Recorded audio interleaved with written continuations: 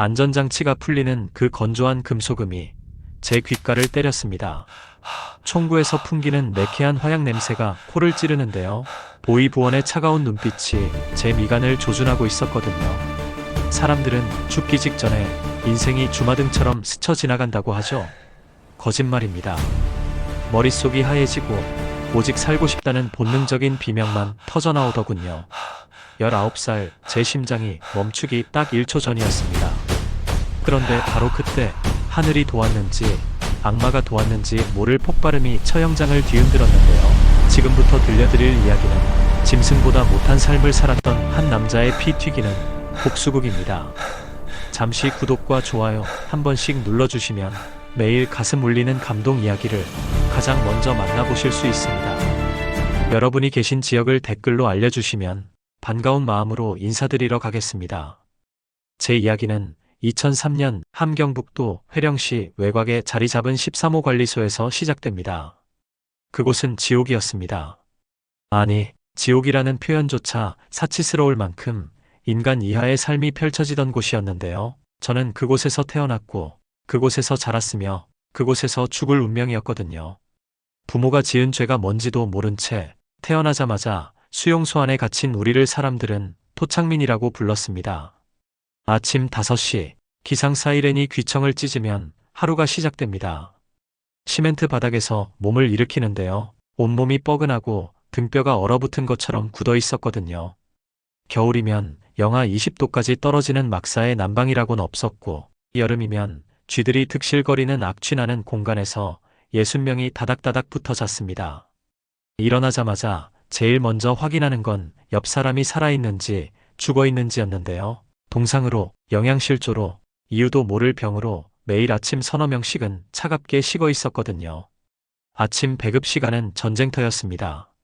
커다란 양철솥 앞에 수백 명이 몰려들면 그때부터는 순서고 뭐고 없었거든요. 강한 놈이 먼저 먹는 겁니다. 한 국자씩 떠주는 물기 묽은 옥수수죽을 받아들고 자리를 잡으면 뒤에서 누군가 확 밀쳐내며 그릇을 뺏으려 들었습니다. 그러면 발로 차고 주먹으로 때리고 이빨로 물어뜯으며 제 몫을 지켜내야 했는데요. 그렇게 싸우다 보면 어차피 반은 땅바닥에 쏟아지고 말았거든요. 그래도 먹어야 살았습니다.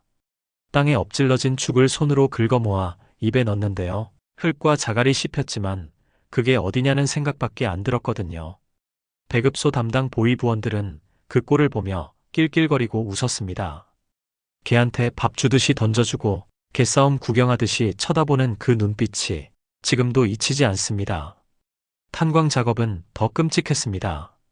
아침 6시부터 저녁 8시까지 하루 14시간을 땅속 깊은 갱도에서 보냈는데요. 그곳은 산 사람의 무덤이었거든요. 천장이 낮아서 허리를 구부린 채로 곡괭이질을 해야 했고 석탄가루가 폐를 찔러대는 것 같았습니다. 기침을 하면 까만 가래가 나왔고 숨을 쉴 때마다 가슴속에서 쇳소리가 났는데요. 그게 심폐증 초기 증상이라는 걸 나중에야 알았거든요. 갱도 안에서는 매일 사고가 났습니다. 낙반 사고로 동료가 압사하면 시체를 치울 시간조차 아까워서 그냥 그 위에 석탄을 덮어버렸습니다.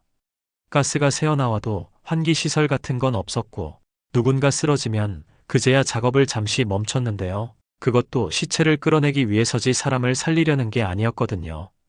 죽은 놈 자리에 새 놈 집어넣으면 그만이었습니다. 저는 그 지옥에서 살아남기 위해 짐승이 되었습니다. 처음엔 착하게 살려고 했습니다.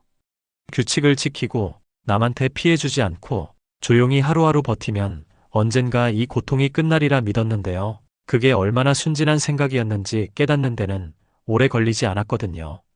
약한 놈은 짓밟히고 착한 놈은 이용당하고 순한 놈은 죽습니다. 그게 13호 관리소의 법칙이었습니다. 그래서 저는 변했습니다. 남이 넘어지면 밟고 지나갔고 배급 때는 제일 먼저 달려들었으며 누가 건드리면 주저없이 주먹을 날렸습니다. 탄광갱도를 맨손으로 기어오르며 단련된 팔뚝에는 힘줄이 붉어졌고 매일 싸우며 익힌 격투 본능은 야생동물 수준이었거든요. 눈빛도 변했습니다. 거울은 없었지만 사람들이 저를 피하는 걸 보면 알 수 있었습니다. 밤이 되면 막사로 돌아와 유일한 일과를 시작했습니다. 시멘트 바닥에 칫솔을 대고 갈았습니다. 드득드득, 드득드득, 플라스틱이 갈리는 소리가 적막한 막사에 울려 퍼졌는데요. 옆 사람들은 다들 알면서도 못 본 척 했거든요. 한 달을 갈고, 두 달을 갈고, 석 달을 갈다 보면 칫솔 끝이 송곳처럼 날카로워졌습니다. 손가락으로 살짝 눌러보면 피가 날 정도였는데요. 그 끝을 쓰다듬으면 묘한 쾌감이 느껴졌거든요. 이건 박소좌의 목을 찌르기 위한 칼이었습니다. 박일성 소좌, 13호 관리소 경비대장이었던 그 인간은 악마였습니다. 키가 180은 넘었고 덩치도 곰 같았는데요. 그보다 무서운 건 눈빛이었거든요. 수감자를 바라보는 눈이 사람을 보는 게 아니라 사냥감을 보는 맹수의 눈이었습니다. 기분 내키는 대로 사람을 패고 죽이고 여자 수감자들을 끌고 가서는 짐승처럼 농락했는데요. 항의하는 사람은 다음날 아침 시체로 발견됐거든요. 저는 그 인간을 죽일 날만 기다렸습니다. 복수심이 제 심장을 뛰게 만드는 유일한 연료였는데요. 칫솔을 갈 때마다 상상했거든요. 박소좌의 굵은 목에 이 송곳을 박아 넣는 장면을, 그 인간이 비명을 지르며 피를 철철 흘리는 모습을, 그리고 제가 그 눈에서 생명의 빛이 꺼지는 걸 지켜보는 순간을요. 그게 제가 살아가는 이유였습니다. 그런데 그 지옥 같은 수용소에도 딱 한 사람만은 달랐습니다. 왕영감이었습니다. 본명은 왕철수, 60을 훌쩍 넘긴 노인이었는데요. 등이 활처럼 굽고 한쪽 다리를 절었지만 눈빛만큼은 여전히 살아있었거든요. 그분은 저를 아들처럼 챙겨줬습니다. 제가 어렸을 때 부모가 영양실조로 죽고 혼자 남았을 때 배급을 나눠주고 추운 밤엔 옆에서 체온을 나눠준 사람이 바로 왕영감이었습니다. 왕영감은 옛날 평양에서 기술자로 일했다고 했습니다. 무슨 죄로 끌려왔는지는 말하지 않았지만 가끔 밤에 별을 보며 옛 이야기를 들려줄 때면 목소리가 떨렸는데요. 아마 가족 이야기였을 거라고 짐작했거든요. 그분은 힘들어도 절대 남 탓을 하지 않았고 배고파도 남은 음식을 어린 수감자들에게 나눠줬으며 아무리 박소좌가 괴롭혀도 허리를 굽히지 않았습니다. 그게 화근이었습니다. 2003년 11월 어느 날 갱도에서 작업을 하는데 왕영감이 쓰러졌습니다. 나이 60에 하루 14시간 중노동을 견딜 리가 없었는데요. 그날따라 기침이 심하더니 갑자기 무릎을 꿇고 주저앉았거든요. 까만 피가 섞인 가래를 토해내는 걸 보고 저는 황급히 달려가 부축했습니다. 작업반장이 호각을 불어댔습니다. 휴식 시간도 아닌데 작업을 멈췄다며 소리를 질렀는데요. 저는 애원했습니다. 왕영감이 많이 아프니 오늘만 쉬게 해달라고 제가 2배로 일하겠다고 말했거든요. 하지만 작업반장은 코웃음을 쳤습니다. 늙은이 하나 죽는 게 뭐가 대수냐는 표정이었습니다. 그때 박소좌가 갱도로 내려왔습니다. 군화 소리가 돌계단을 타고 울려 퍼지는데요. 그 소리만 들어도 온몸에 소름이 돋았거든요. 박소좌는 천천히 걸어와서는 쓰러진 왕영감을 내려다봤습니다. 그리고는 비웃듯이 혀를 찼는데요. 그 찰칵 소리가 제 심장을 얼어붙게 만들었거든요. 박소좌가 군화로 왕영감의 옆구리를 찼습니다. 1번, 2번, 3번. 푹푹푹. 둔탁한 소리가 갱도에 울렸는데요. 왕영감은 신음조차 제대로 내지 못하고 몸을 움츠렸거든요. 늑골이 부러지는 소리가 들렸습니다. 뚝뚝. 마른 나뭇가지 부러지듯 경쾌한 소리였는데요. 그게 사람 뼈가 부서지는 소리라는 게 믿기지 않았거든요. 제 안에서 뭔가가 끌어올랐습니다. 이성이 증발하고 시야가 붉게 물들었는데요. 귀에서는 심장 소리만 쿵쿵쿵쿵 미친 듯이 울려 퍼졌거든요. 온몸이 떨렸습니다. 분노인지 공포인지 알 수 없는 전율이 발끝에서부터 머리끝까지 타올랐는데요. 주먹이 저절로 쥐어졌거든요. 손톱이 손바닥 살을 파고들어 따끔했지만 그 고통조차 느껴지지 않았습니다. 저는 박소좌에게 달려들었습니다. 곡괭이를 집어들고 머리를 향해 휘둘렀는데요. 박소좌는 제 움직임을 이미 예상했다는 듯이 비켜섰거든요. 곡괭이는 허공을 가르며 돌벽에 꽂혔고 불똥이 튀었습니다. 그 틈에 박소좌의 주먹이 제 옆구리를 강타했는데요. 갈비뼈가 우지직 소리를 내며 꺾이는 게 느껴졌거든요. 숨이 막혔습니다. 폐에서 공기가 한순간에 빠져나가는 것 같았는데요. 입을 벌려도 숨이 들어오지 않았거든요. 무릎이 꺾이며 바닥에 쓰러졌는데 박소자는 그 위에서 군화로 제 얼굴을 짓밟았습니다.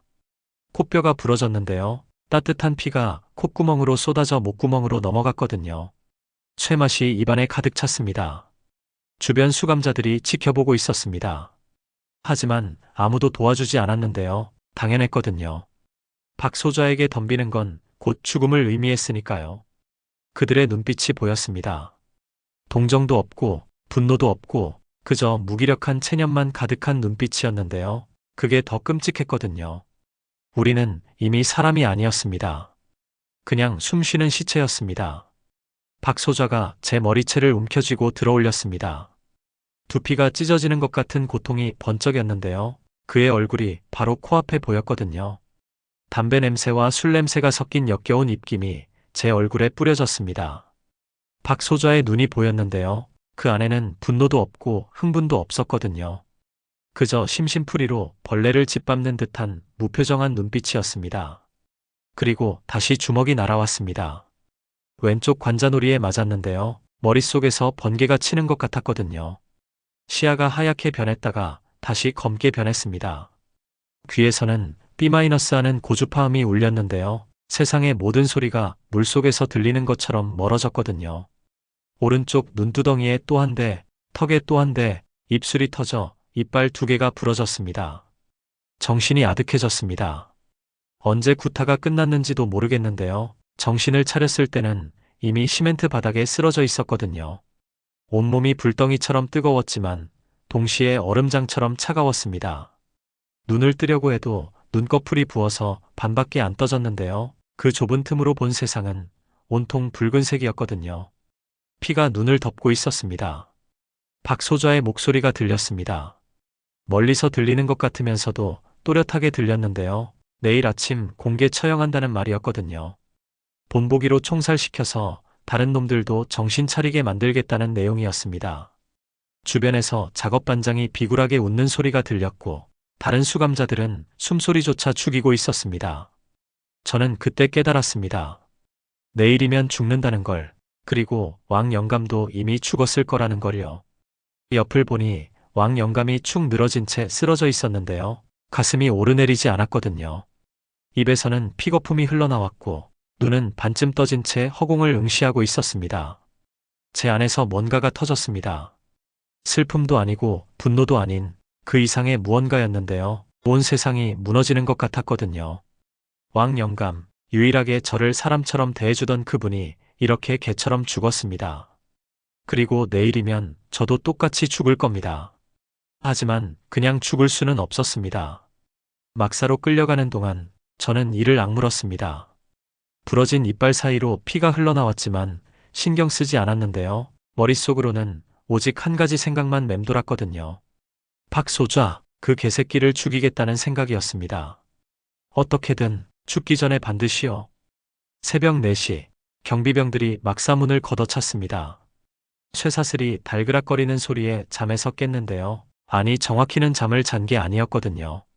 밤새 천장만 뚫어지게 쳐다보며 이 악물고 있었습니다.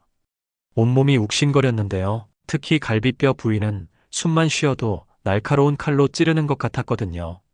하지만 고통보다 더 강렬한 건 복수심이었습니다. 경비병 둘이 저를 끌어냈습니다. 팔을 뒤로 꺾어 결박하는데요. 어깨 관절이 빠질 듯이 아팠지만 소리내지 않았거든요. 약한 모습 보이면 지는 겁니다. 저는 오히려 비웃듯 피 묻은 이빨을 드러내며 웃어줬는데요. 경비병 한 명이 기분 나쁘다는 듯이 개머리판으로 제 옆구리를 찔렀거든요. 부러진 갈비뼈가 흔들리며 숨이 턱 막혔지만 그래도 웃음을 거두지 않았습니다. 처형장까지 끌려가는 동안 머릿속으로 계획을 세웠습니다. 왼쪽 바지 안주머니 깊숙한 곳에 칫솔이 숨겨져 있었는데요. 어젯밤 막사로 돌아온 후 마지막으로 한 번 더 갈았거든요. 송곳처럼 뾰족한 끝을 손가락으로 눌러보니 살같이 뚫렸습니다. 완벽했습니다. 이걸로 박소자의 목을 찌를 겁니다. 한 번만, 딱 한 번만 기회가 온다면요. 처형장이 보였습니다. 수용소 중앙광장에 수감자들이 집합해 있었는데요. 수백 명이 무릎 꿇은 채 고개를 숙이고 있었거든요. 본보기 처형이 있을 때마다 전원 집합시켜서 지켜보게 만드는 게 박소자의 방식이었습니다. 공포로 지배하는 겁니다. 누구든 덤비면 이렇게 된다는 걸 보여주는 거죠. 광장 한가운데 나무 기둥이 서 있었습니다. 총살 기둥이었는데요. 표면에 총알 자국이 수십 개 패여 있었거든요. 어제도, 지난주도, 지난달도 여기서 누군가 죽었습니다. 그리고 오늘은 제 차례였습니다. 경비병들이 저를 기둥 앞에 무릎 꿇렸는데요. 시멘트 바닥에 무릎이 닿자 뼈가 으스러지는 것 같았거든요. 박 소좌가 나타났습니다. 군복을 빳빳하게 다려입고 권총집을 차고 여유로운 걸음으로 걸어왔는데요. 아침 햇살을 받으며 웃고 있었거든요. 기분 좋은 아침 산책이라도 나온 듯한 표정이었습니다. 그 인간에게 사람을 죽이는 건 일상이었습니다. 박 소좌가 제 앞에 섰습니다. 권총을 빼들었는데요. 검은색 토카레프 권총이었거든요. 차가운 금속 표면이 아침 햇살에 반짝였습니다. 박 소좌는 천천히 탄창을 확인하더니 철컥 소리를 내며 다시 끼워 넣었습니다. 그리고는 안전장치를 풀었는데요. 그 건조한 금속음이 제 귓가를 때렸거든요. 총구가 제 관자놀이에 닿았습니다. 차갑고 단단한 쇠붙이의 감촉이 피부에 전해졌는데요. 화약 냄새가 코를 찔렀거든요. 매캐하고 독한 냄새였습니다. 박 소좌가 뭐라고 중얼거렸는데요. 마지막 유언 같은 거 있냐는 투였거든요. 저는 대답하지 않았습니다. 그냥 눈을 감았다가 다시 떴는데요. 시야가 이상하게 선명했거든요. 모든 게 느리게 보였습니다. 박 소좌의 손가락이 방아쇠에 걸리는 게 보였고 손가락에 힘이 들어가는 것도 보였는데요. 그 순간 제 심장이 미친 듯이 뛰었거든요. 쿵쿵쿵쿵 귀에서 터질 것 같았습니다. 입안이 바싹 말랐는데요. 침을 삼키려고 해도 목이 너무 타서 넘어가지 않았거든요. 다리가 후들거렸습니다. 바로 그때였습니다. 땅이 흔들렸습니다. 쿠르르릉 먼 곳에서 천둥 치는 것 같은 소리가 들렸는데요. 아니, 천둥이 아니었거든요. 폭발음이었습니다. 탄광갱도에서 가스 폭발이 일어난 겁니다. 땅이 흔들리고 먼지가 치솟고 수감자들이 비명을 질렀습니다. 박 소좌가 순간 뒤를 돌아봤습니다. 그 찰나 딱 1초도 안 되는 틈이었는데요. 저는 움직였거든요. 결박된 손으로 바지 주머니를 더듬어 칫솔을 꺼냈습니다. 손가락에 힘을 주고 꽉 쥐었는데요. 송곳 끝이 손바닥을 찔렀지만 아프지 않았거든요. 아드레날린이 온몸을 타고 흘렀습니다. 저는 벌떡 일어나 박 소좌에게 달려들었습니다. 칫솔 송곳을 박 소좌의 허벅지 안쪽 대퇴동맥이 지나가는 부위를 향해 찔러 넣었는데요. 플라스틱 끝이 군복을 뚫고 살을 파고들었거든요. 푹 하는 둔탁한 소리와 함께 따뜻한 액체가 손등으로 튀었습니다. 피었습니다. 박 소좌가 비명을 질렀습니다. 처음 들어보는 소리였는데요. 항상 남을 괴롭히기만 하던 인간이 고통에 몸부림치는 모습이었거든요. 그 인간이 무릎을 꿇었습니다. 얼굴이 새하얗게 질렸는데요. 허벅지에서 피가 분수처럼 쏟아져 나왔거든요. 대퇴동맥을 제대로 찔렀습니다. 경비병들이 달려들었습니다. 총을 들이대며 소리를 질렀지만 저는 이미 박 소좌의 권총을 낚아챘는데요. 그 인간의 손에서 빼앗는 게 아니라 바닥에 떨어진 걸 주운 거였거든요. 박 소좌가 고통에 손을 놓쳤던 겁니다. 저는 권총을 허공에 향해 쏘았습니다. 탕! 총성이 울렸습니다. 귀가 먹먹해졌는데요. 경비병들이 순간 멈칫했거든요. 그 틈에 저는 뒤돌아 달렸습니다. 광장을 가로질러 수감자들 사이를 뚫고 막사 쪽으로 죽어라 뛰었는데요. 뒤에서 총소리가 울렸거든요. 타타탕! 총알이 제 옆을 스쳐 지나갔습니다. 시멘트 담벼락이 보였습니다. 3미터는 좋게 되는 높이였는데요. 평소 같으면 뛰어넘을 수 없었거든요. 하지만 지금은 달랐습니다. 탄광갱도를 맨손으로 기어오르며 단련된 악력과 팔힘이 있었습니다. 저는 벽에 달려들어 손가락을 틈새에 걸치고 발끝으로 디디며 타올랐습니다. 손톱이 뜯겨나갔습니다. 손가락 끝에서 피가 흘렀지만 놓을 수 없었는데요. 놓으면 죽는 거니까요. 이를 악물고 팔에 힘을 주었습니다. 근육이 찢어지는 것 같았지만 계속 올라갔는데요. 뒤에서 개 짖는 소리가 들렸거든요. 셰퍼드들이었습니다. 추격이 시작된 겁니다. 담벼락 위에 올라섰습니다. 그 너머로 철조망이 보였는데요. 고압 전류가 흐르는 철조망이었거든요. 하지만 선택지가 없었습니다. 뒤에서 총알이 빗발쳤고 벽돌이 부서지며 먼지가 튀었습니다. 저는 뛰어내렸습니다. 자유를 향해서. 담벼락에서 뛰어내린 순간 무릎이 바닥에 닿으며 충격이 온몸으로 퍼졌습니다. 발목이 삐끗했는데요. 인대가 늘어나는 게 느껴졌지만 멈출 수 없었거든요. 일어서자마자 다시 달렸습니다. 앞에 철조망이 보였는데요. 높이가 4m는 좋게 됐고 꼭대기에는 가시철 조망이 세 줄로 감겨 있었거든요. 그 위로 고압선이 지나가는데 지직지직 파란 불꽃이 튀고 있었습니다. 뒤에서 사이렌이 울렸습니다. 우우우 마이너스. 귀를 찢는 경보음이 수용소 전체를 뒤덮었는데요. 그 소리가 뼛속까지 파고들었거든요. 심장이 더 빠르게 뛰었습니다. 쿵쿵쿵쿵. 가슴이 터질 것 같았는데요. 숨을 쉴 때마다 부러진 갈비뼈가 폐를 찔러대는 것 같았거든요. 입에서는 피맛이 났습니다. 개 짖는 소리가 가까워졌습니다. 셰퍼드 3마리가 담벼락 너머에서 뛰어내리는 게 보였는데요. 침을 질질 흘리며 이빨을 드러내고 달려왔거든요. 저 개들은 사람을 물어뜯도록 훈련받은 짐승들이었습니다. 한번 물리면 살점이 뜯겨나가는데요. 도망친 수감자가 개한테 물려 피투성이가 되어 끌려온 걸 본 적이 있었거든요. 철조망까지 거리가 20m. 다리가 천근만근이었지만 더 빨리 뛰었는데요. 폐가 터질 것 같았거든요. 숨을 들이마셔도 산소가 부족한 것 같았습니다. 시야가 좁아지고 주변이 흐릿해졌는데요. 오직 저 철조망만 또렷하게 보였거든요.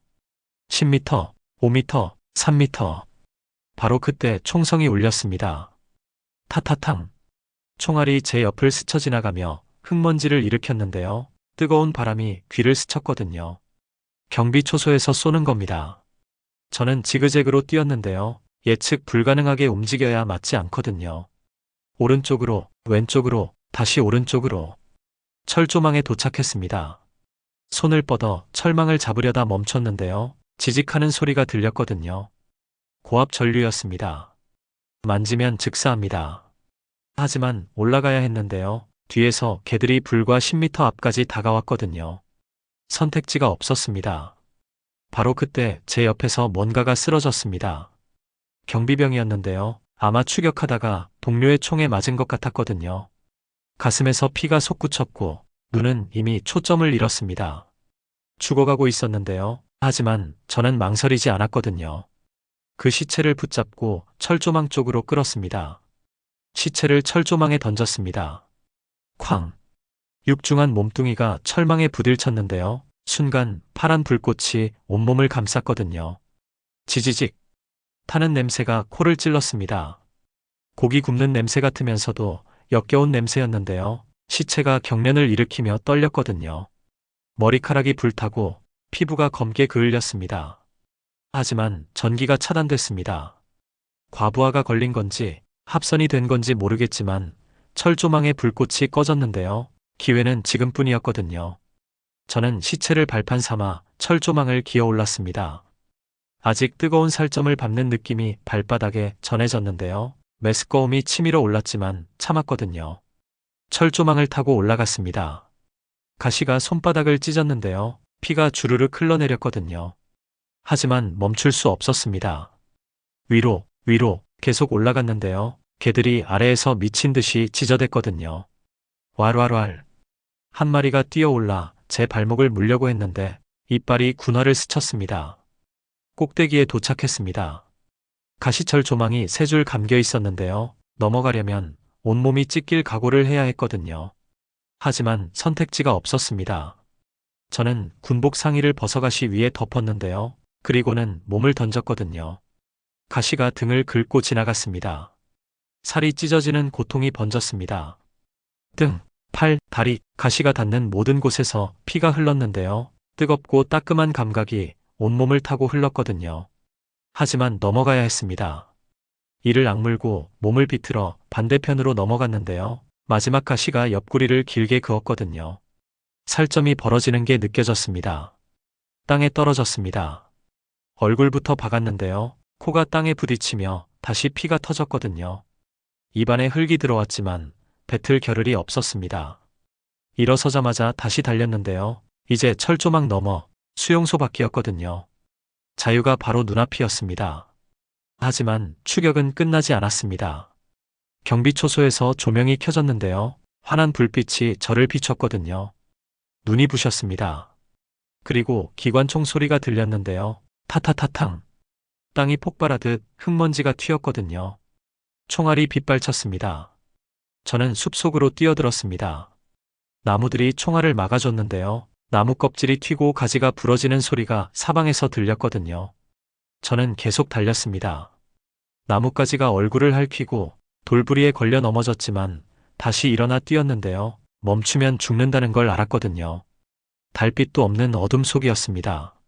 앞이 보이지 않았지만 그냥 달렸는데요. 어디로 가는지도 몰랐거든요. 그냥 수용소에서 멀어지기만 하면 됐습니다. 숨이 목까지 차올랐고 다리는 후들거렸지만 멈출 수 없었는데요. 뒤에서 사이렌 소리가 여전히 들렸거든요. 발밑에서 뭔가 푹 하고 꺼졌습니다. 늪이었는데요. 발이 진흙 속으로 빨려 들어갔거든요.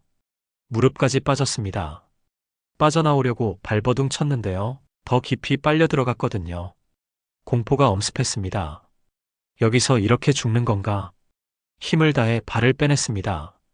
한쪽 군화는 늪에 남기고 맨발로 기어 나왔는데요. 차가운 진흙이 발바닥에 달라붙었거든요. 온몸이 진흙투성이가 됐지만 다시 일어섰습니다. 그리고 또 달렸는데요. 맨발이 돌에 찍히고 가시덤불에 찔렸지만 아프다는 걸 느낄 겨를이 없었거든요. 시간이 얼마나 지났는지 모르겠습니다. 30분인지 1시간인지 2간인지 알 수 없었는데요. 그냥 달렸거든요. 뒤에서 추격 소리가 점점 멀어지는 것 같았지만 확신할 수 없었습니다. 귀에서는 계속 사이렌 소리가 울리는 것 같았는데요. 환청인지 실제인지 구분이 안 갔거든요. 숲이 끝났습니다. 앞에 강이 보였는데요. 두만강이었거든요. 달빛에 반짝이는 검은 물결이 흘러가고 있었습니다. 건너면 중국이었는데요. 하지만 강물은 얼음장처럼 차가워 보였거든요. 12월 초였습니다. 뒤돌아봤습니다. 숲속 어딘가에서 손전등 불빛이 깜빡이는 게 보였는데요. 추격대가 따라오고 있었거든요. 선택의 여지가 없었습니다. 저는 강물로 뛰어들었는데요. 차가운 물이 온몸을 덮치는 순간 심장이 멈추는 줄 알았거든요. 물속은 지옥이었습니다. 얼음물이 상처에 스며들며 불에 댄 것처럼 아팠는데요. 비명을 지르고 싶었지만 입을 열면 물이 들어왔거든요. 팔다리를 저어 헤엄쳤지만 몸이 말을 듣지 않았습니다. 체온이 빠져나가며 근육이 굳어가는 게 느껴졌는데요. 손가락 감각이 사라졌거든요. 물살에 휩쓸렸습니다. 강 중간쯤 왔을 때 바위에 부딪혔는데요. 어깨가 바위에 쾅 하고 부딪히며 뼈가 금간 것 같았거든요. 입에서 비명이 새어나왔고 물을 삼켰습니다. 기침이 터져나왔는데요. 물이 폐로 들어오는 게 느껴졌거든요. 하지만 포기하지 않았습니다. 필사적으로 팔을 저어 반대편 강둑을 향해 헤엄쳤는데요. 팔이 천근만근 무거웠지만 계속 움직였거든요. 조금씩 가까워졌습니다. 강둑에 풀이 보였고 손을 뻗어 잡았는데요. 풀이 뜯겨나갔거든요. 다시 잡고 또 뜯기고 마침내 기어 올랐습니다. 진흙 강둑에 온몸을 던졌는데요. 숨이 턱까지 차올라 헐떡거렸거든요. 온몸이 얼어붙은 것 같았습니다. 이빨이 딱딱 부딪히며 떨렸는데요. 멈출 수가 없었거든요. 하지만 일어나야 했습니다. 중국 땅이었습니다. 중국 땅에 발을 디뎠지만 안전하지 않았습니다. 강둑에 쓰러져 헐떡이는데요. 뒤를 돌아보니 북한 쪽 강둑에서 손전등 불빛이 여러 개 보였거든요. 추격대였습니다. 그들이 강물을 바라보고 있었는데요. 저를 찾고 있는 게 분명했거든요. 하지만 국경을 넘어오지는 못했습니다. 월경하면 국제 문제가 되니까요. 그런데 한 명이 물속으로 뛰어들었습니다. 박소자였습니다. 그 미친 개새끼가 허벅지에 칫솔이 박힌 채로 피를 질질 흘리면서도 포기하지 않았는데요. 강물로 뛰어드는 게 보였거든요. 뒤따라 경비병 서너 명도 뛰어들었습니다. 복수심에 눈이 먼 겁니다. 저는 비틀거리며 일어났습니다. 온몸이 얼어붙어 제대로 서 있을 수조차 없었는데요. 다리가 후들거리고 시야가 흐릿했거든요. 저체온증이 오고 있었습니다. 하지만 멈추면 죽는다는 걸 알았기에 다시 달렸는데요. 맨발로 자갈밭을 뛰어가니 발바닥이 찢어졌거든요. 산으로 올라갔습니다. 나무 사이를 비집고 들어가며 위로 기어 올랐는데요. 손으로 나무 뿌리를 잡고 발로 바위를 디디며 올랐거든요. 숨이 목까지 차올랐지만 멈출 수 없었습니다. 뒤에서 박소좌의 고함 소리가 들렸는데요. 쫓아오고 있었거든요. 갈대밭이 나타났습니다. 산 중턱 평평한 곳에 키 높은 갈대가 빽빽이 자라고 있었는데요. 사람 키보다 훨씬 높았거든요. 저는 망설이지 않고 갈대 속으로 뛰어들었습니다. 갈대가 몸을 스치며 바스락거렸는데요. 소리가 너무 컸지만 어쩔 수 없었거든요. 갈대 속 깊숙이 들어가 몸을 숨겼습니다.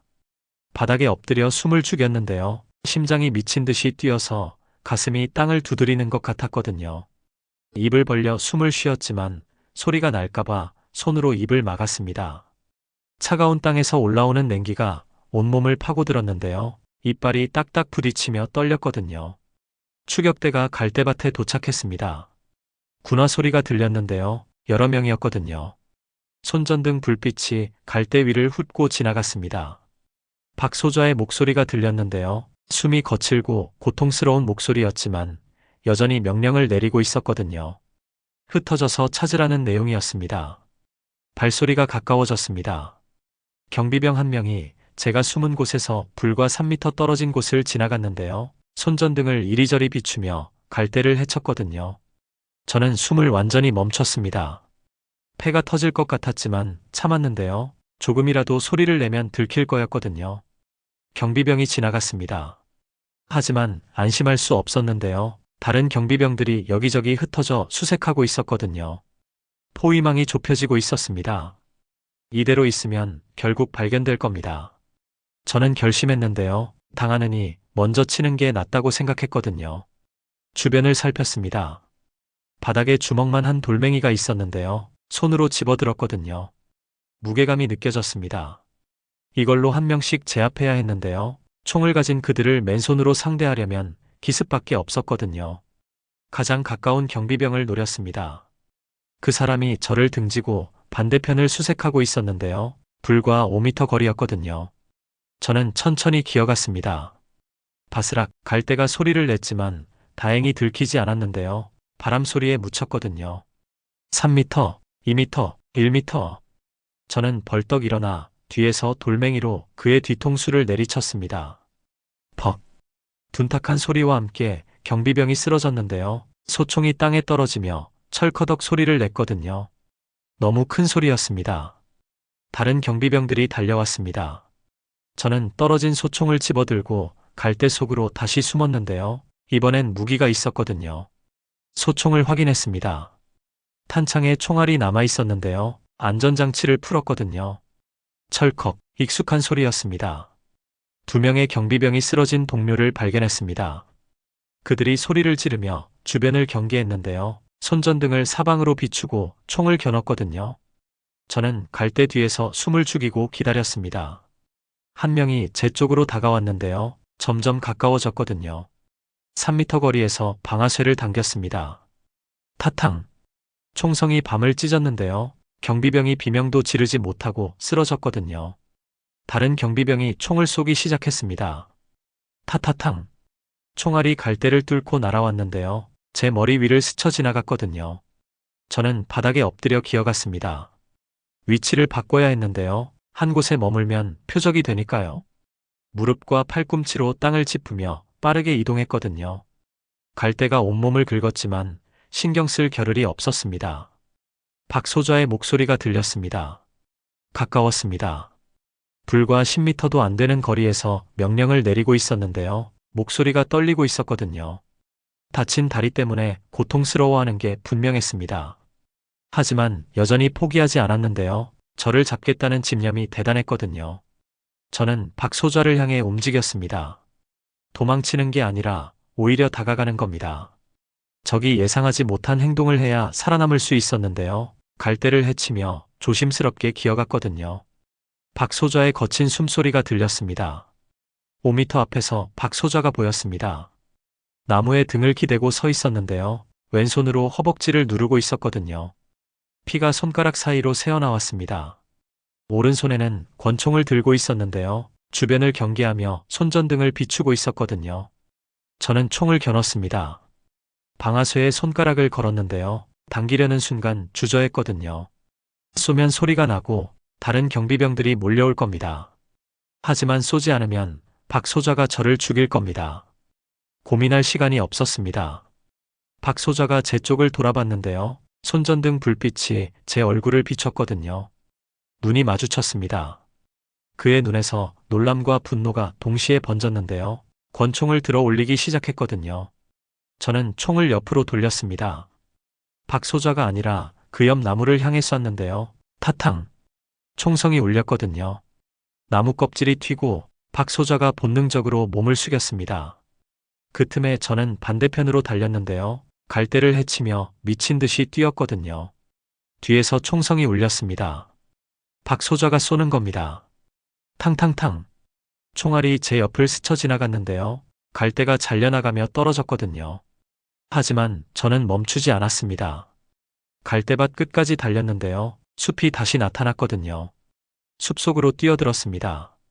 나무 사이를 비집고 들어가며 달렸는데요. 뒤에서 추격 소리가 점점 멀어지는 것 같았거든요.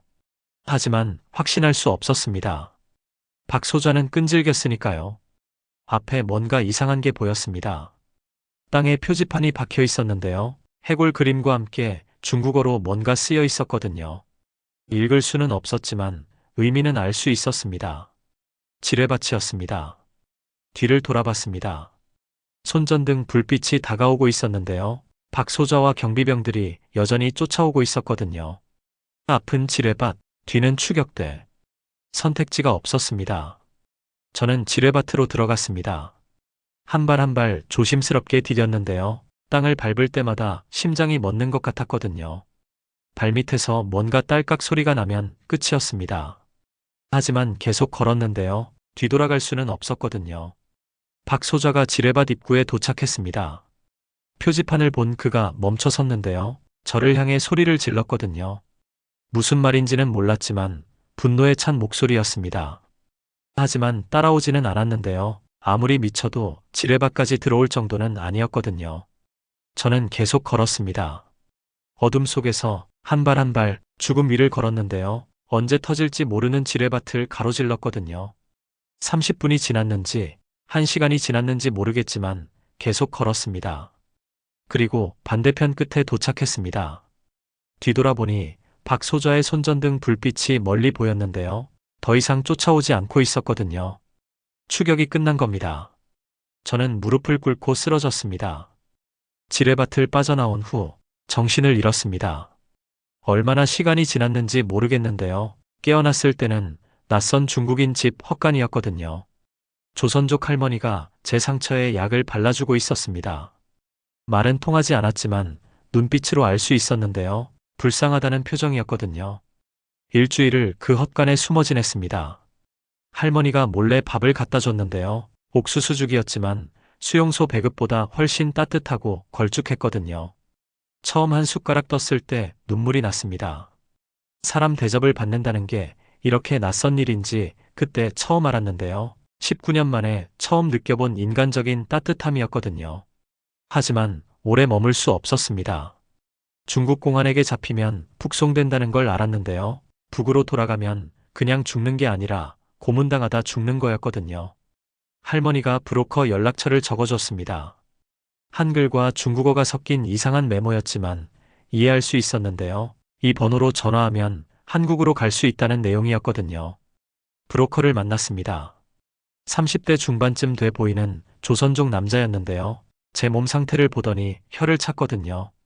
돈이 없으면 못 보낸다는 말이었습니다. 하지만 저는 수용소에서 온 토착민이라 돈이라는 게 뭔지도 몰랐는데요. 그렇게 말하니까 브로커가 한숨을 쉬더니 일단 가자고 했거든요. 나중에 한국 가서 갚으라는 조건이었습니다. 6개월을 중국에서 숨어 지냈습니다. 공장 지하실, 농가 창고, 폐가 같은 곳을 전전했는데요. 언제 공안이 들이닥칠지 몰라서 밤마다 악몽을 꿨거든요. 박 소좌가 철조망을 넘어와 제 목을 조르는 꿈, 왕 영감이 피를 토하며 저를 원망하는 꿈, 개들이 제 살을 뜯어먹는 꿈. 잠에서 깨면 온몸이 땀에 젖어 있었습니다. 몽골을 거쳐 태국으로 갔습니다. 트럭 짐칸에 숨어서, 기차 화물칸에 숨어서, 때로는 걸어서 국경을 넘었는데요. 중국에서 라오스로, 라오스에서 태국으로 이동했거든요. 브로커가 바뀌고, 은신처가 바뀌고, 같이 도망치던 탈북민들 얼굴도 계속 바뀌었습니다. 태국 방콕의 난민보호소에 도착했을 때는 2004년 여름이었습니다. 탈북한 지 8개월 만이었는데요. 거기서 한국 대사관 직원을 만났거든요. 처음으로 대한민국 사람을 본 겁니다. 그 사람이 서울말로 물었는데요. 어디서 왔냐고, 어떻게 왔냐고 물었거든요. 저는 함경도 사투리로 대답했는데 그 사람 얼굴이 일그러지더니 통역을 불렀습니다. 같은 언어인데 통하지 않았습니다. 2004년 9월 인천공항에 도착했습니다. 비행기에서 내렸을 때 다리가 후들거렸는데요. 하늘이 너무 밝아서 눈이 부셨거든요. 북한에서 본 하늘과는 색깔부터 달랐습니다. 자유의 땅이었습니다. 하지만 감동은 그리 오래가지 않았는데요. 곧 하나원으로 끌려가 조사를 받았거든요. 하나원에서 3개월을 보냈습니다. 탈북 과정을 수백 번 반복해서 설명했는데요. 간첩이 아니라는 걸 증명해야 했거든요. 13호 관리소가 어디 있는지, 박소좌 이름이 뭔지, 왕 영감은 누구인지, 두만강 물살이 어땠는지 똑같은 질문을 다른 사람이 계속 물어봤습니다. 지칠 대로 지쳤는데요. 그래도 참았거든요. 여기가 북한보다는 나았으니까요. 사회로 나왔을 때 충격을 받았습니다. 서울 거리는 북한 선전 영화에서 본 것과 완전히 달랐는데요. 사람들이 너무 빨리 걸었고 말도 너무 빨리 했거든요. 지하철을 처음 탔을 때는 어지러워서 토할 뻔했습니다. 네온사인이 너무 밝아서 눈이 아팠고 자동차 경적 소리에 심장이 터질 것 같았는데요. 수용소 사이렌 소리가 자꾸 떠올랐거든요. 일자리를 구했습니다. 건설 현장 막노동이었는데요. 하루 8시간 일하고 돈을 받았거든요. 탄광에서 14시간 일했던 것보다 쉬웠지만 이상하게 더 힘들었습니다. 동료들이 저를 쳐다보는 눈빛 때문이었는데요. 탈북민이라는 걸 알고는 거리를 두기 시작했거든요. 어느 날 현장 반장이 말했습니다. 말투가 이상하니까 손님들 앞에서는 입 다물고 있으라고, 사투리 쓰지 말라고 했는데요. 제 입을 막는 거였거든요. 화가 났지만 참았습니다. 여기는 북한이 아니니까 때리지는 않겠지만 해고당하면 굶어 죽을 테니까요. 밤에는 잠을 잘 수 없었습니다. 원룸 반지하에 혼자 살았는데요. 창문도 작고 햇빛도 안 들어오는 곳이었거든요. 수용소 막사보다는 나았지만 여전히 갇힌 느낌이었습니다. 누우면 천장이 무너질 것 같았고 눈을 감으면 박소저 얼굴이 떠올랐는데요. 그 개새끼가 비웃으며 권총을 겨누는 모습이었거든요. 칫솔을 샀습니다. 편의점에서 파는 플라스틱 칫솔이었는데요. 집으로 돌아와 시멘트 바닥에 갈기 시작했거든요. 드득드득, 드득드득. 익숙한 소리였습니다. 송곳처럼 날카롭게 만들었는데요. 손가락으로 끝을 눌러보니 피가 났거든요. 왜 이러는지 스스로도 몰랐습니다. 박소좌는 북한에 있고 저는 한국에 있는데요. 만날 일도 없는데 왜 복수 도구를 만들고 있는지 이해할 수 없었거든요. 하지만 멈출 수가 없었습니다. 이걸 갈고 있어야 마음이 진정됐는데요. 칫솔을 가는 동안만큼은 제가 살아있다는 걸 느낄 수 있었거든요. 5년이 지났습니다. 2009년 저는 여전히 건설 현장에서 일하고 있었는데요. 돈을 좀 모아서 지하에서 지상 1층으로 이사했거든요. 창문으로 햇빛이 들어오는 집이었습니다. 하지만 행복하지 않았는데요. 배는 부르지만 마음은 여전히 굶주려 있었거든요. 탈북민 모임에 나가봤습니다. 비슷한 처지의 사람들을 만났는데요. 다들 가족 이야기를 했거든요. 북에 두고 온 엄마, 아빠, 아내, 자식 이야기를 하며 울었습니다. 하지만 저는 그럴 수 없었는데요. 제 부모는 어릴 때 죽었고 가족이라곤 왕 영감뿐이었거든요. 그분도 죽었습니다. 복수심만 남았습니다. 사람들은 저보고 이제 자유로워졌으니 새로운 삶을 살라고 했는데요. 과거는 잊으라고, 앞을 보라고 말했거든요. 하지만 잊을 수가 없었습니다. 박소좌가 왕 영감을 차던 그 군화 소리, 갈비뼈 부러지던 그 소리, 관자놀이에 닿았던 차가운 총구의 감촉. 매일 밤 떠올랐습니다. 통일이 되면 가장 먼저 박소좌를 찾아갈 겁니다. 그 인간이 아직 살아있는지 죽었는지 모르지만 살아있다면 반드시 찾아낼 거예요. 그리고 제 손으로 직접 끝장을 낼 겁니다. 칫솔 송곳이 아니라 이번엔 진짜 칼로요. 19살에 시작된 제 복수는 아직 끝나지 않았습니다. 밤마다 칫솔을 갈며 생각합니다. 언젠가 반드시 그날이 올 거라고요. 박소좌, 기다리고 있으라고. 김혁이 살아서 한국까지 왔다는 걸, 그리고 복수를 잊지 않고 있다는 걸 알려주러 갈 테니까요. 드득드득, 드득드득. 칫솔 가는 소리가 좁은 원룸에 울려 퍼집니다. 이 소리를 들으면 마음이 편해지는데요. 아직 제가 수용소 안에 있는 것 같은 착각이 들지만 동시에 제가 살아남았다는 증거이기도 하거든요. 자유는 달콤하지 않았습니다. 하지만 복수는 여전히 달콤합니다.